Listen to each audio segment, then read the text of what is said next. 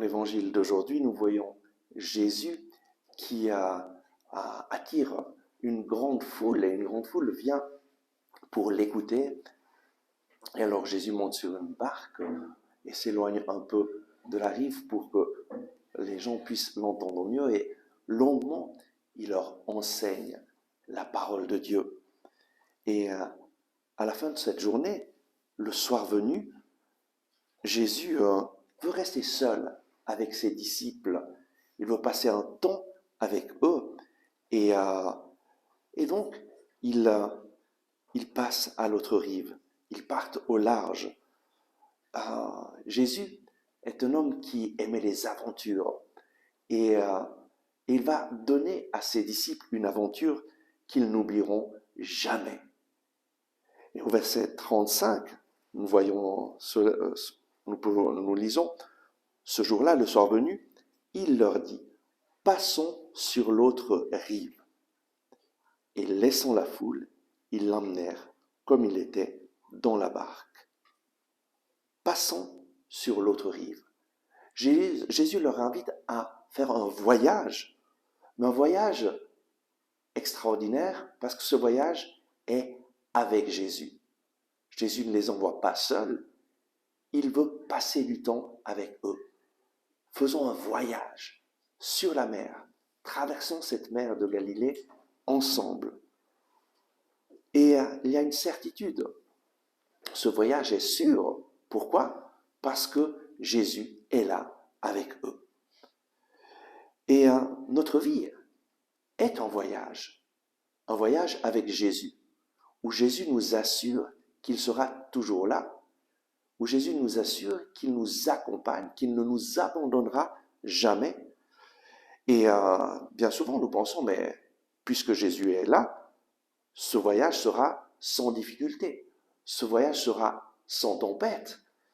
Et on pense que la vie chrétienne, c'est une vie où il n'y a pas de difficulté, où il n'y a pas de tempête, parce que Jésus est là. Mais qu'est-ce qui se passe ? Nous le voyons au verset 37. Survient alors une forte bourrasque, et les vagues se jetaient dans la barque, de sorte que déjà elle se remplissait. Pourquoi donc ? Pourquoi une forte bourrasque ? Alors que Jésus était là, est-ce qu'ils avaient fait quelque chose de mal ? Non, ils étaient en train de faire exactement ce que Jésus leur avait dit de faire. Les disciples étaient en train de faire la volonté de Dieu et Jésus était avec eux.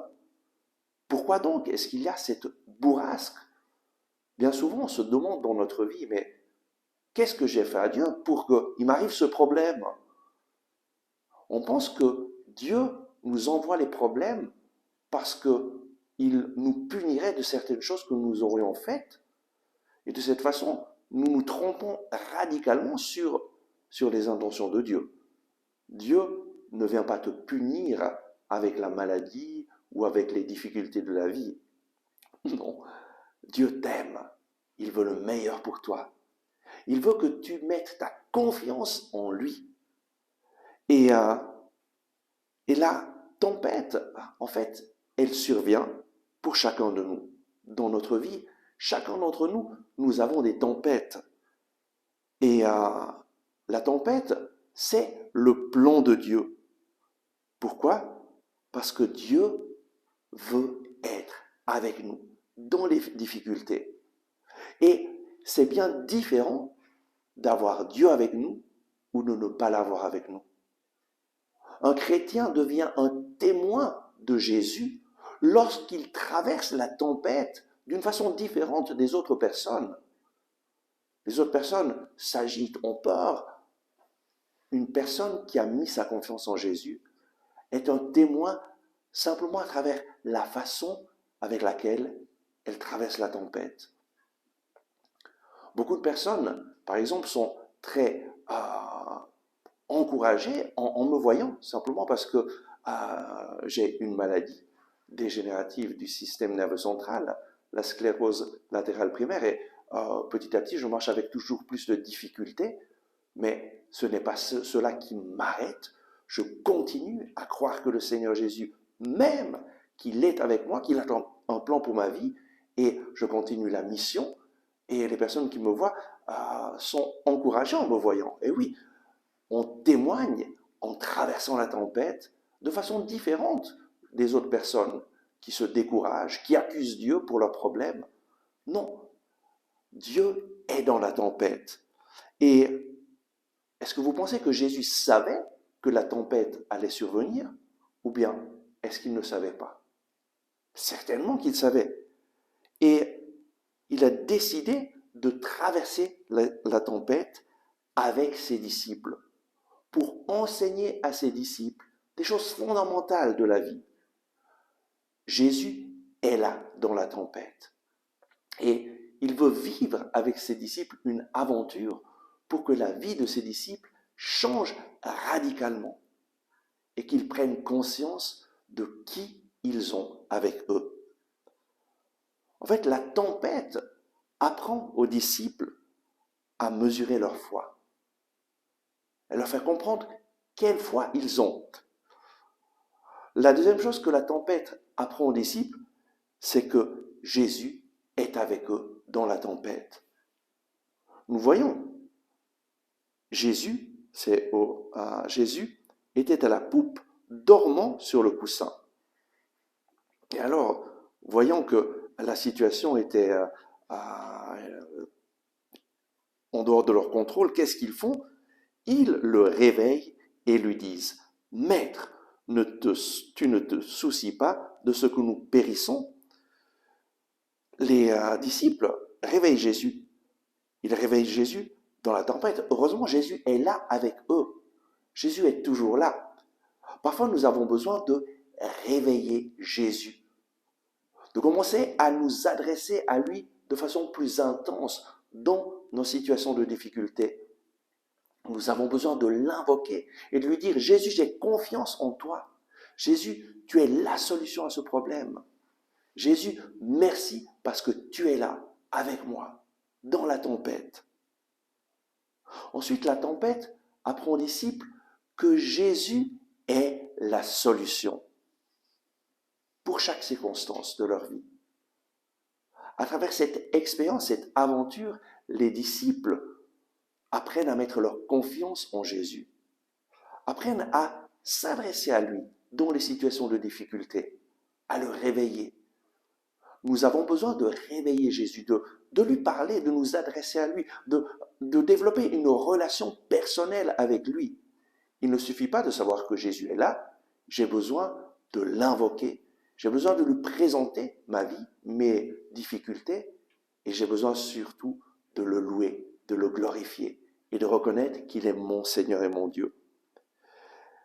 Et donc dans notre vie, tous, nous avons des tempêtes, et des tempêtes où nous avons besoin de réveiller Jésus.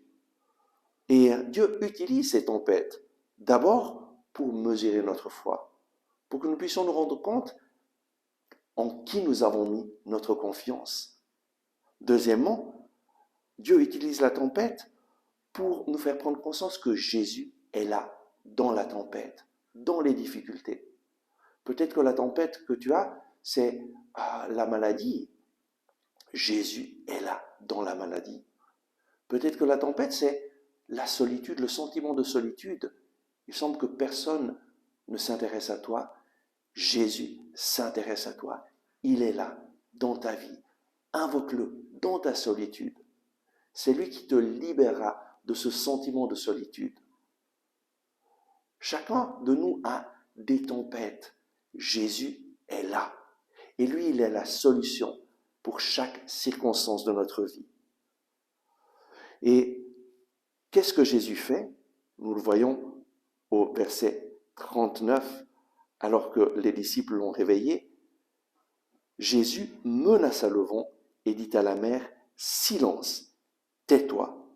Et le vent tomba et il se fit un grand calme. Et devant cela, les disciples se demandent, mais qui est donc cet homme? Et nous, aujourd'hui, nous pouvons répondre, c'est Jésus. C'est Jésus qui t'invite à voyager avec lui. il veut voyager avec toi, ce voyage de la vie. C'est Jésus qui traverse la tempête avec toi. Cet homme, c'est Jésus, qui est la solution pour chaque circonstance de ta vie. Et aujourd'hui, je voudrais t'inviter à proclamer une prière de Sainte Thérèse d'Avila, une prière toute simple, une prière pour traverser la tempête. Que rien ne te trouble, que rien ne t'effraie, qui a Dieu ne manque de rien. Répétons cela. Que rien ne te trouble, que rien ne t'effraie, qui a Dieu ne manque de rien. Que rien ne te trouble, que rien ne t'effraie, Dieu seul suffit. Répétons cela. Que rien ne te trouble, que rien ne t'effraie, Dieu seul suffit. Tout passe, Dieu ne change pas. La patience obtiendra toute chose. Tout passe, Dieu ne change pas. La patience obtiendra toute chose. Répétons encore une fois cette prière de Sainte Thérèse d'Avila. Que rien ne te trouble, que rien ne t'effraie, qui a Dieu ne manque de rien. Que rien ne te trouble, que rien ne t'effraie, Dieu seul suffit. Tout passe, Dieu ne change pas. La patience obtiendra toute chose. Invoquons maintenant le Saint-Esprit pour qu'il vienne nous donner cette force et cette confiance dans la tempête, pour qu'il vienne nous donner cette assurance, cette ferme assurance que Jésus est avec nous et que jamais il ne nous abandonnera et que Jésus est la solution à nos difficultés. Merci d'avoir regardé ce message. Si vous l'avez aimé, je vous invite à cliquer sur le bouton j'aime. C'est très important en effet de cliquer sur le bouton j'aime afin que les moteurs de recherche de YouTube fassent voir ce message à d'autres personnes qui sinon ne le verraient jamais. Et de cette façon, vous nous aidez à rejoindre de nouvelles personnes. Je vous invite aussi à vous inscrire à notre chaîne YouTube si vous ne l'avez pas encore fait et à partager ce message avec vos amis. Ensemble avec ma communauté, nous prions pour vous et pour votre famille. À demain!